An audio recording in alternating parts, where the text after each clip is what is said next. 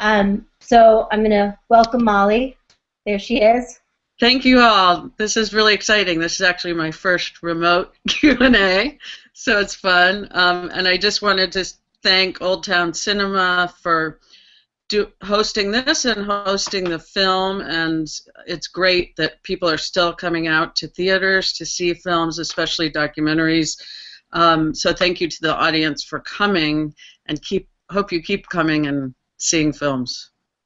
And which is, how did you decide which story to tell, or did you start out telling one and then kind of happen upon another? And that's what filmmakers do, is decide which story to tell. So go ahead, now you talk.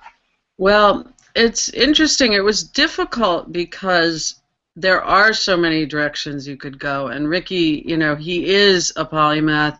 He's self-taught. He's a brilliant writer. As you mentioned, all these things and this broad field of deception that he's interested in and so many different aspects of it. But early on when we were talking about the film, I think we wrote a proposal that had 5 sections. And one of those sections was on the mentors, his mentors. And he really responded to that because it was something he hadn't really written about. He'd maybe written one short article about Di Vernon, but he really hadn't done anything in depth, and he just really liked the idea of having it be about them as well as him. So that gave us 2 things. One, it was something he was more comfortable with. The focus isn't directly on him, it's more on his lineage of sleight of hand.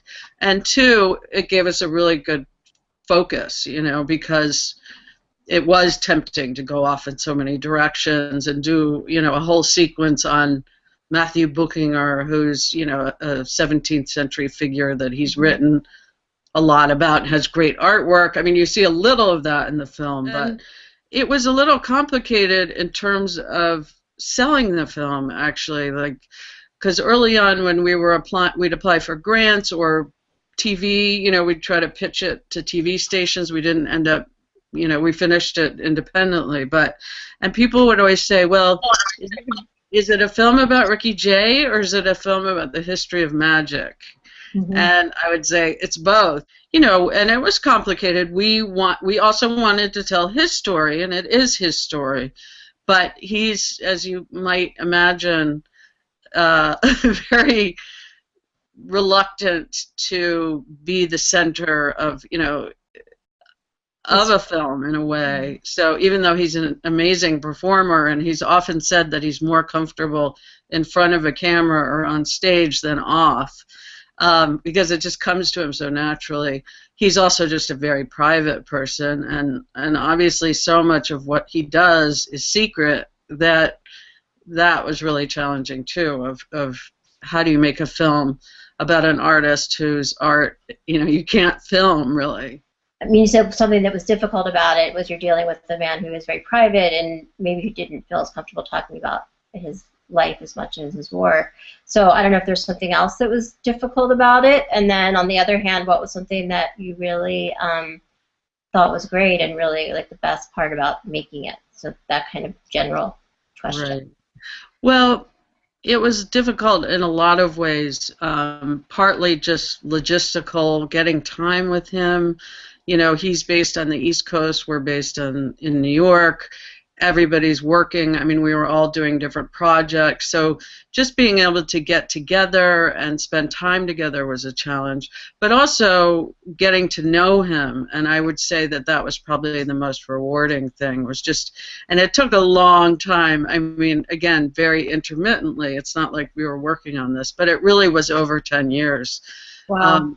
That we were in this, but it was really, really great because you know, I learned so much, and I got to we got entrance into this world that is just really remarkable and exciting to get to know some of the people and Ricky's friends, and the history was amazing. I mean, I think another thing that was really great was doing archival research, because when we first started, we thought, oh, Ricky's going to have all this material on his, you know, Di Vernon, because he has a huge archive on the history of magic. But actually, he says in the film, I know nothing about, anything after, in the 20th or 21st centuries. His collection is really earlier, so he really didn't. I mean, he has some personal memorabilia things and photos that they gave him, but a lot of it we hunted up and found, and that was just a really exciting process, finding stuff and also sharing it with Ricky and having that spark, stories from him, and so it's sort of this discovering together some of his past. Well, thank you so much. I really appreciate you coming, and we appreciate you being here. And I'm going to stop the broadcast now and let you go off. Okay. Thank you. Can I say one more thing? Just that our DVD is out, and it has almost 2 hours of extras. So if you really enjoyed the film, maybe you'll check it out. Great. Thanks so much, Molly. Thank you. That was